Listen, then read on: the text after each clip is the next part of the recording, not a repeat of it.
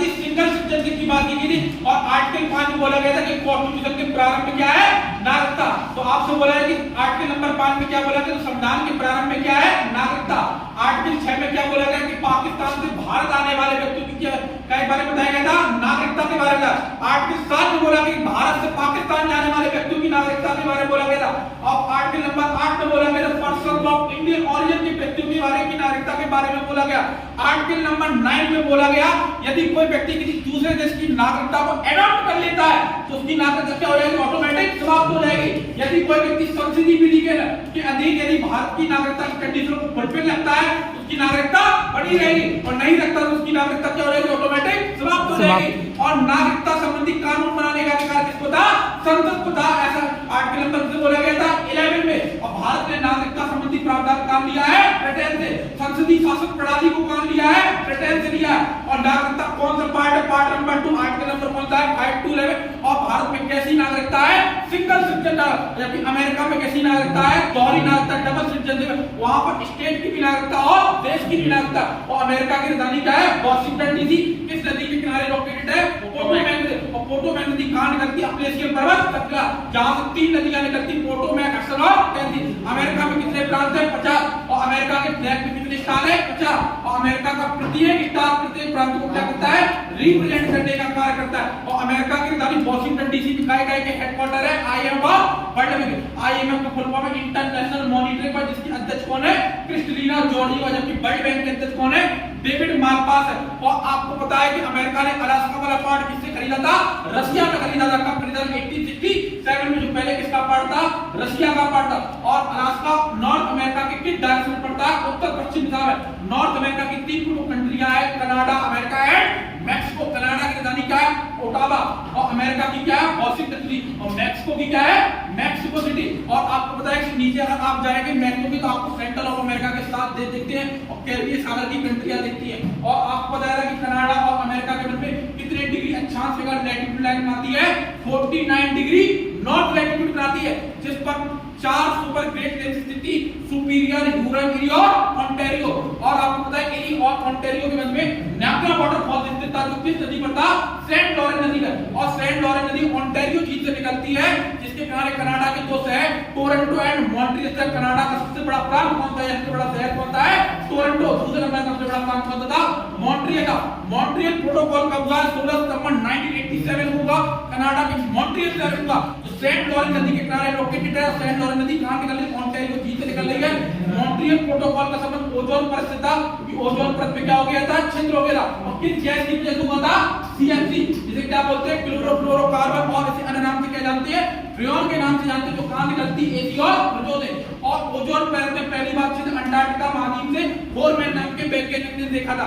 कोई बोले कि ओजोन परत में पहली बार छिद्र कहां देखा गया था, अंटार्कटिका महाद्वीप से फोरमैन नाम के वैज्ञानिक। और ओजोन परत में कौन सी गैस रिस्पांसिबल है छिद्र होने के लिए, सीएफसी।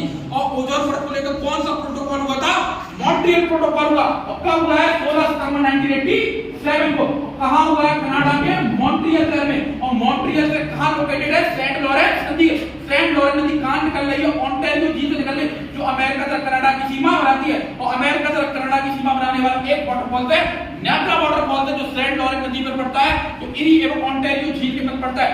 भारत के नायग्रा वाटरफॉल की तुलना किससे, भारत का नायग्रा वाटरफॉल किसे कहा जाता है, चित्रकूट वाटरफॉल को कहा जाता है, चित्रकूट जलप्रपात को, जो छत्तीसगढ़ में पड़ता है। छत्तीसगढ़ की राजधानी क्या है, नया रायपुर है। और भारत में जो ट्रॉपिक ऑफ कैंसर है, भारत की जो एक्सटेंडेड टाइमलाइन है 82.5 पूर्वी देशांतर का, एक दूसरे को कहां पर कट करती है, छत्तीसगढ़ में करती है। तो भारत का नायग्रा वाटरफॉल किसे बोला जाता है, चित्रकूट जलप्रपात को बोला जाता है। तो कहां पड़ता है, छत्तीसगढ़ में पड़ता है। और किस नदी पर स्थित है, लोकेटेड है, इंद्रावती नदी पर लोकेटेड है। क्लियर है। और पता है कनाडा में 5 झीलें और पड़ती है, lake Great Bear, Slave, Athabasca, Reindeer and Winnipeg पड़ती है। जबकि नॉर्थ अमेरिका की 5 महान झीलें Superior, Huron, Erie, Ontario and Michigan है। और आपको पता है कि 50 झीलें तो अमेरिका का कनाडा का बॉर्डर बनाती है, जबकि मिशिगन इसका बॉर्डर नहीं बनाती है। और आपको पता है कि मिशिगन के किनारे अमेरिका का कौन सा शहर लोकेटेड है, शिकागो शहर लोकेटेड है। और आपको पता है 1893 में स्वामी विवेकानंद अमेरिका के शिकागो शहर में विश्व धर्म सम्मेलन के लिए गए थे और विश्व धर्म सम्मेलन के लिए वो किस जहाज से गए थे? पेनिनसुलर जहाज से गए। स्वामी विवेकानंद का जन्म कब हुआ था? बॉर्न कब हुआ है? 12 जनवरी 1863 को। इनके गुरु का नाम क्या था? रामकृष्ण परमहंस। स्वामी विवेकानंद को स्वामी उपाधि राजस्थान के राजा महाराजा खेतड़ी के द्वारा दी गई थी। और राजस्थान की राजधानी क्या है? जयपुर है। और राजस्थान में कौन सी पर्वत श्रृंखला पड़ती है? अरावली पर्वत श्रृंखला पड़ती है। तो विश्व की सबसे ओल्डेस्ट पर्वत श्रृंखला है, जिसकी सबसे ऊंची चोटी कौन सी है? गुरु शिखर है, जिसकी हाइट 1722 मीटर है। और अरावली पर्वत श्रृंखला की ऊंची चोटी गुरु शिखर है, वो राजस्थान में क्यों पड़ती है? माउंट आबू में, जहां पर कौन सा मंदिर स्थित है? दिलवाड़ा जैन मंदिर है। और अरावली पर्वत श्रृंखला का विस्तार गुजरात के पालनपुर से लेकर दिल्ली के रायसीना हिल तक जाता है। भारत का जो राष्ट्रपति भवन है वो रायसीना हिल पर स्थित है। विश्व की सबसे ओल्डेस्ट पर्वत श्रृंखला कौन सी? अरावली है। जबकि विश्व की दूसरे नंबर की ओल्डेस्ट पर्वत श्रृंखला अमेरिका में पड़ती है, जिसका नाम क्या है? अपलेशियन पर्वत श्रृंखला, जिसमें 3 नदियां पोर्टोबैक्टर और टेनेसी नदी निकलती है। स्वतंत्र भारत की जो पहली नदी घाटी परियोजना थी, जिसे भारत का स्वर्ण मंदिर कहा था, भारत के पहले प्रधानमंत्री पंडित जवाहरलाल नेहरू ने दामोदर नदी घाटी परियोजना को, उसका मॉडल अमेरिका की किस नदी घाटी परियोजना लिया गया है? टेनेसी नदी घाटी परियोजना से लिया गया। और अमेरिका का न्यूयॉर्क से किस नदी के किनारे बसा हुआ है? हडसन नदी के किनारे। और अमेरिका का न्यूयॉर्क से किस आइलैंड पर स्थित है? तो लॉन्ग द्वीप पर स्थित है। जबकि नॉर्थ अमेरिका में एक द्वीप पड़ता है ग्रीनलैंड, जो नॉर्थ अमेरिका के उत्तर पूर्व डायरेक्शन में स्थित है, जो कि ग्रीनलैंड की राजधानी क्या है? Nuuk Greenland geographical region North America का पार्ट है, लेकिन उस पर पॉलिटिकल अधिकार डेनमार्क। और डेनमार्क की राजधानी क्या है? कोपेनहेगन है। विश्व की दुग्ध नगरी के रूप में किसे जाना जाता है? डेनमार्क को जाना जाता है। तो आपको पता लग गया कि पार्ट 2 की बात कर रहा हूं। पार्ट 2 5 to 11 सिंगल सेंटेंस और उसके सारे आर्टिकल हो गए। अब सुनिएगा पार्ट नंबर 3। पार्ट नंबर 3 को फंडामेंटल राइट्स से फंडामेंटल राइट्स की बात कहां दी थी? अमेरिका के संविधान से की। और भारत ने प्रेमबर को भी काम लिया है अमेरिका के साथ। वाइस प्रेसिडेंट का भी काम लिया है अमेरिका के संविधान से लिया। तो आप बोल रहे हैं फंडामेंटल राइट्स कहां दिए गए हैं? अमेरिका के संविधान। और प्रेमबर को कहां लिया गया? अमेरिका। वाइस प्रेसिडेंट का पद कहां लिया गया? अमेरिका के संविधान। और आपको पता है कि फंडामेंटल राइट्स कितने थे? इंडियन कॉन्स्टिट्यूशन की फ्रेम हुई है 7, प्रेजेंट टाइम में कितने हैं? 6। और कौन सा फंडामेंटल राइट हटा दिया गया है? तो राइट टू प्रॉपर्टी। किस अमेंडमेंट एक्ट हटा है? 44 अमेंडमेंट 1978 हटा। और कौन सा राइट हट गया? राइट टू प्रॉपर्टी, संपत्ति का अधिकार हट गया। कौन सा अधिकार हट गया है? संपत्ति। तो आप बताइएगा फंडामेंटल राइट्स कहां लिए गए? अमेरिका से। जब इंडियन कॉन्स्टिट्यूशन की फ्रेम हुई तब कितने फंडामेंटल राइट्स थे? 7। प्रेजेंट टाइम में कितने हैं? 6। कौन सा फंडामेंटल राइट क्या है? Right to property. और राइट टू प्रॉपर्टी किस आर्टिकल में पहले था? 31 में था। आज वो कैसा बन गया? राइट है एक लीगल राइट। और आर्टिकल कितने बन गया है? 300A में। और किस अमेंडमेंट एक्ट के माध्यम से हटा है? 44 1978 में। हाल में पहली बार जब गैर कांग्रेसी सरकार आई है, मोरारजी देसाई प्राइम मिनिस्टर बने, उनकी सरकार में 44 अमेंडमेंट 1978 के माध्यम से राइट टू प्रॉपर्टी हटाया गया था और राइट टू प्रॉपर्टी फ्रीडम हटाई गई थी। दोनों को हटाकर 44 में 1970 और राइट टू प्रॉपर्टी को आर्टिकल नंबर 300A में डाल दिया। कैसा राइट बना दिया है? एक लीगल राइट बना दिया, कानूनी लड़ाई बना दी है। और आपको पता है कि प्रेजेंट टाइम में 6 राइट्स कौन से हैं? तो राइट टू इक्वालिटी, समानता का अधिकार, राइट टू फ्रीडम, स्वतंत्रता का अधिकार, राइट टू एक्सक्लूजन, शोषण के विरुद्ध अधिकार, राइट टू रिलीजियन 25-28 तक है। इसमें धार्मिक स्वतंत्रता की बात की गई, सांस्कृतिक कल्चरल एंड ऑर्गेनाइजेशन 29 से 30 में की गई। और अनुच्छेद 31 में राइट टू प्रॉपर्टी था, उसे क्या कर दिया गया? 44 अमेंडमेंट 1978 से क्या कर दिया गया? अलग कर दिया गया।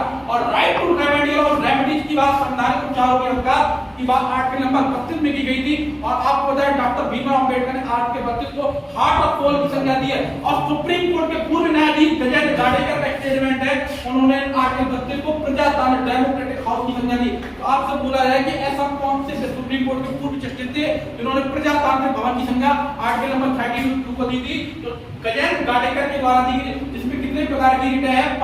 बंदी प्रत्यक्षीकरण, हैबियस कॉर्पस, परमादेश, प्रतिषेध, उत्प्रेषण और अधिकार परीक्षा। और किस रिट को ज्यादातर पोस्टमार्टम की रिट कहा जाता है? उत्प्रेषण की रिट को, क्योंकि उसमें अधीनस्थ न्यायालय द्वारा दिए गए मामले को कैंसिल करके सुप्रीम कोर्ट या हाई कोर्ट मंगा सकता है। और अधिकार परीक्षा में यदि कोई अधिकारी किसी पद पर काम कर रहा है, अगर यदि वो गलत ढंग से कोई कार्य कर रहा है तो उसके निर्णय को पूछा जाता है कि आप किस व्यापक कुर्सी पर बैठे। और हैबियस कॉर्पस पूछा जाता है कि अगर किसी व्यक्ति को बंदी बनाया गया तो 24 घंटे के अंदर न्यायालय के समक्ष पेश करना होता है, इसमें यात्रा के समय को नहीं जोड़ा जाता है। और आपको पता है आर्टिकल नंबर 33 में बोला गया है कि कही जाता है कि संसद, पुलिस, अर्धसैनिक बल, खुफिया एजेंसी के फंडामेंटल राइट्स को छीन सकती है, जिसके लिए पुलिस, अर्धसैनिक बल, खुफिया एजेंसी न्यायालय नहीं जा सकते हैं। और आपको बताइए कि किसी राज्य की स्थिति बहुत ही खराब हो जाए तो संसद कानून के माध्यम से ऐसा कानून लागू कर देती है, आर्म पुलिस फोर्स, और जिसके माध्यम से अभी वर्तमान में थोड़े दिन पहले नागालैंड में लागू हुआ था ऐसा कानून। और आर्टिकल नंबर 34 में और आर्टिकल नंबर 35 में बोला गया संसद मौलिक अधिकारों को प्रभावी बना सकती है। तो आपको पता फंडामेंटल राइट्स कहां लिए गए हैं, अमेरिका का प्रेम्बल कहां ली गई, अमेरिका के संविधान से ली गई है। और वाइस प्रेसिडेंट का पद कहां लिया, अमेरिका के। और आज प्रेसिडेंट में कितने राइट थे, 6 राइट टू प्रॉपर्टी को हटा दिया गया जो पहले प्रेसिडेंट का थे। 7 जब 26 नवंबर 1949 को इंडियन कॉन्स्टिट्यूशन वेकेट हुआ है, जिसका समय लगा है 2 वर्ष 11 माह 18 दिन। और इंडियन कॉन्स्टिट्यूशन को बनने में कितना खर्चा आया था, 63,96,700 अप्रोक्सीमेट कितना बोल सकते हैं, 64 लाख बोल सकते हैं। तो फिर फंडामेंटल राइट कितने थे, 7, आज कितने हैं, 6। कौन सा राइट क्या, राइट टू प्रॉपर्टी। किस अमेंडमेंट एक्ट से हटाया, 40 को 1978 में, कोई प्रॉब्लम है। और आर्टिकल 14 से 18 में क्या, right to equality, right to freedom किसमें 19 से 22, शोषण के राइट 23 से 24 तक, रिलीजियस फ्रीडम 25 से 27, सांस्कृतिक शिक्षा संबंधी कल्चरल की बात की 29 से 30, और संवैधानिक उपचारों का अनुच्छेद नंबर 32 में की गई है, कोई प्रॉब्लम है। आर्टिकल नंबर 12 में बोला गया राज्य की पर स्टेट की डेफिनेशन रहेगी, मूल अधिकारों की असंगत विधियां रहेगी, आर्टिकल नंबर 13 में रहेगी। और विधि के संबंध right to equal law and right to protection की बात कहां से की, आर्टिकल नंबर 14 में बात की गई। और राइट टू इक्वल में विधि के जो समानता है, डाइसी राइटर की लाइन है जो कहां ली गई, ब्रिटेन से ली गई। और संरक्षण जो लिया गया है वो अमेरिका के संविधान से लिया गया। 5 आधारों पर मतभेद नहीं कर सकते। आर्टिकल नंबर 15 बोला गया धर्म, रिलीजन, मूल वंश, जाति, कास्ट, लिंग, सेक्स और जन्म स्थान के आधार पर मतभेद, धर्म, मूल वंश, जाति, लिंग, जन्म स्थान के आधार पर मतभेद नहीं कर सकते। और पब्लिक सेक्टर में नौकरियों की क्या होगी, समान अवसर वार्ता होगी, अपॉर्चुनिटी होगी। तो लोक नियोजन अवसर की समानता की आर्टिकल नंबर 16। और अनटचबिलिटी का अंत किसमें बात की, आर्टिकल नंबर 17 में बात की गई। और टाइटल्स का अंत किसमें कर दिया गया, 18 में। सेना और शिक्षा को छोड़कर अन्य क्षेत्रों में उपाधि पकड़ कर दिया गया। और आर्टिकल नंबर 19 में स्वतंत्रता के अधिकार की बात की गई थी। आर्टिकल नंबर 20 में 2 सिद्धि के संबंध में संरक्षण बोला गया। और आपको पता है ऐसे कौन से 2 आर्टिकल हैं जो अब प्रेजेंट टाइम में कभी समाप्त नहीं होंगे, आर्टिकल 20 और 21। ऐसा किस अमेंडमेंट एक्ट से किया गया था, 44 अमेंडमेंट 1978 से किया गया। आपसे पूछा जाए ऐसे कौन से 2 आर्टिकल हैं जो आपातकाल के दौरान निष्क्रिय होते हैं, 20 और 21, कोई प्रॉब्लम है। और 20 क्या है, 2 सिद्धि के संबंध में संरक्षण। और आर्टिकल 21 है प्राण एवं right to life of protection की बात की गई है, प्राण एवं दहेज स्वतंत्रता, right to life of protection की। और पता है डॉक्टर भीमराव अंबेडकर ने आर्टिकल 21 को बोनम मैरो की संज्ञा दी थी, मतलब बोनम मैरो की संज्ञा दी थी, जिसमें इंटरनेट का अधिकार हाइमा सलीम बात से आया था, विदेश यात्रा का अधिकार मेनका गांधी बात से आया था, शिक्षा का अधिकार तो आर्टिकल 21 ए में है, मोहिनी जैन कर्नाटक राज्य से आया था, स्वच्छ जल की बात की गई थी, बिहार कुमार स्वाद राज्यपाल से आया था। और मंदिरों में प्रवेश सबरीमाला वासियों की पहले मंदिरों में सबरीमाला मंदिर जो केरल में था उसमें क्या की गई थी, रोक लगाई गई थी। और आपको पता है आर्टिकल 22 में गिरफ्तारी के संबंध में बात की गई। इसमें 2 प्रकार की भारत में गिरफ्तारी होती है, सामान्य गिरफ्तारी और निवारक गिरफ्तारी में व्यक्ति अपना कारण नहीं पूछ सकता, उसमें व्यक्ति दोषी नहीं होता, उसके दोषों को बचाने के लिए उसे क्या कर लिया जाता है, नजरबंद कर लिया जाता है। आर्टिकल 23 में बाला श्रम की बात की गई, जिसमें सागरी प्रथा, दास प्रथा का क्या कर दिया गया, अंत कर दिया गया, बेगार प्रथा का क्या कर दिया गया, अंत कर दिया। आर्टिकल 24 में बोला गया 6 से 14 वर्ष तक के बच्चों को कारखानों या जोखिम भरे खानों में कार्य नहीं करा सकते। आर्टिकल नंबर 25 बोला गया कि धर्म के प्रचार प्रसार करने की क्या है, स्वतंत्रता है। आप ईश्वर को गॉड भी मान, ईश्वर को पिता भी मान सकते, गर्लफ्रेंड भी मान सकते, बॉयफ्रेंड भी मान सकते हैं। आर्टिकल नंबर 26 में बोला गया धार्मिक कार्यों के प्रबंध करने की स्वतंत्रता है। 27 में बोला गया कि यदि आप धार्मिक कार्यों में पैसा देंगे तो आपको क्या मिलेगी, टैक्स से छूट मिलेगी। आर्टिकल नंबर 28 में बोला गया कि आप राज्य की शिक्षा संस्थानों में धार्मिक शिक्षा नहीं दे सकते। अल्पसंख्यकों के संरक्षण की बात आर्टिकल नंबर 29 में की गई, जबकि 30 में बोला गया अल्पसंख्यक वर्ग के लोग शिक्षा संस्थानों अपने हिसाब से प्रबंध कर सकते हैं। और आर्टिकल 31 खाली हो गया, संवैधानिक उपचारों नंबर 32 में बात की गई। अब पता है प्रेम्बल, अब इंडियन कॉन्स्टिट्यूशन के प्रेम्बल में आपको पता है कि be the people of India, हम भारत के लोग भारत को संपूर्ण प्रभुत्व संपन्न क्या बोलते हैं, स्ववर्गे। हम भारत के लोग भारत को संपूर्ण प्रभुत्व संपन्न समाजवाद पंथ निर्भर लोकतंत्र को गणराज्य बनाने की क्या लेते हैं, संकल्पना, जिसमें कितने प्रकार की शक्ति की बात की गई है, 3 प्रकार, सोशल, इकोनॉमिकल एंड पॉलिटिकल। कितने प्रकार की जस्टिस है, 3। और कौन कौन सी जस्टिस है, सोशल, इकोनॉमिकल एंड पॉलिटिकल। और कितने प्रकार की स्वतंत्रता है, 5। थॉट की, विचार की अभिव्यक्ति, एक्सप्रेशन की, विश्वास, बिलीफ, धर्म मतलब रिलीजन ऑफ विश्वास, उपासना मतलब वर्शिप की। तो इंडियन कॉन्स्टिट्यूशन की जो प्रेम्बल है उसमें 3 प्रकार की छत्तीस है, 5 प्रकार की क्या है स्वतंत्रता, और 2 प्रकार और क्या है 2 प्रकार की क्या है समानता, स्टेटस एंड अपॉर्चुनिटी की। तो इंडियन कॉन्स्टिट्यूशन की जो प्रेम्बल है वो अमेरिका के संविधान से ली गई, जिसमें कितने प्रकार के न्याय हैं 3, सोशल, इकोनॉमिकल एंड पॉलिटिकल। कितने प्रकार की फ्रीडम है 5, और आपको बता दी थॉट, एक्सप्रेशन विचार, व्यक्ति विश्वास, बिलीफ, धर्म, रिलीजन और उपासना मतलब वर्शिप। और कितने प्रकार की समानता, equality and opportunity. Opportunity, equality and opportunity क्या है उसकी समानता है। और आपको पता है इंडियन कॉन्स्टिट्यूशन का बन करते हुआ है 26 नवंबर 1949 को। उस दिन इंडियन कॉन्स्टिट्यूशन के कितने आर्टिकल लागू हुए थे 16। ये इंफॉर्मेशन कहां मिलती 394। और आपको पता है कि प्रेम्बल को और किस नाम से जानते हैं, ऑब्जेक्टिव रेजोल्यूशन को, जो इंडियन कॉन्स्टिट्यूशन असेंबली की 3rd मीटिंग में आया था, जिसे पंडित जवाहरलाल नेहरू लेकर आए थे, और जिसे 22 जनवरी 1947 को क्या किया गया कॉन्स्टिट्यूशन असेंबली के द्वारा अडॉप्ट किया गया है। और इसका उर्दू भाषा में ट्रांसलेट किसके द्वारा किया गया था, मोहनलाल सक्सेना। जब इंडियन कॉन्स्टिट्यूशन प्रेम्बल बनी है 26 नवंबर, तब उसमें कितने वर्ड थे 65। आज कितने वर्ड है उसमें 68, और 3 वर्ड बाद में जोड़े गए हैं। आपको पता है समाजवाद, सोशल, पंथनिरपेक्ष और अखंडता, इंटीग्रिटी को जोड़ा गया है। और आज के समय आपसे पूछा जाए कि प्रेम्बल कितने बार चेंजमेंट हो चुका है, एक बार, और किस अमेंडमेंट एक्ट से हुआ था 42 इन 1976 में। और आज के समय में कितने बार प्रेम्बल में दिए, और जब फ्रेम हुई तब कितने बार थे 65। और प्रस्तावना प्रेम्बल को अलग किस नाम से जानते हैं, उद्देश्य का ऑब्जेक्टिव रेजोल्यूशन। ऑब्जेक्टिव रेजोल्यूशन कौन लेकर आया था, पंडित जवाहरलाल नेहरू 13 नवंबर 1946 को, जिसे संविधान सभा ने कब अडॉप्ट किया है 22 जनवरी 1947 को। क्लियर है ना। आप बताएं इंडियन कॉन्स्टिट्यूशन की जब फ्रेमिंग हुई है तब कितनी शेड्यूल थी, 8 शेड्यूल थी। आज प्रेजेंट टाइम में कितनी शेड्यूल है 12।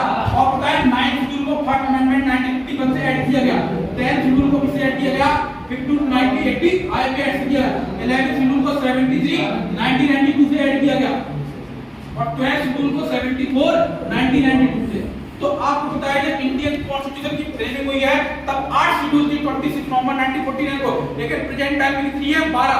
9 शेड्यूल को फर्स्ट अमेंडमेंट 1951 से ऐड किया गया, फर्स्ट अमेंडमेंट 90, जिसका विषय कहता है लैंड रिफॉर्म। और आपको बताया कि 10 शेड्यूल को कब ऐड किया गया 52 और 1985 से, 11 शेड्यूल को 73 और 1992 से, और 12 शेड्यूल को 74 और 1990 से ऐड किया गया। कोई प्रॉब्लम है? और आपको मैं सारी शेड्यूल बता दी, सारे पार्ट बता दिए थे पहले, क्लियर है ना। और अब सुनिएगा आर्टिकल बहुत ही इंपॉर्टेंट, ठीक है, इतना ही रखिए।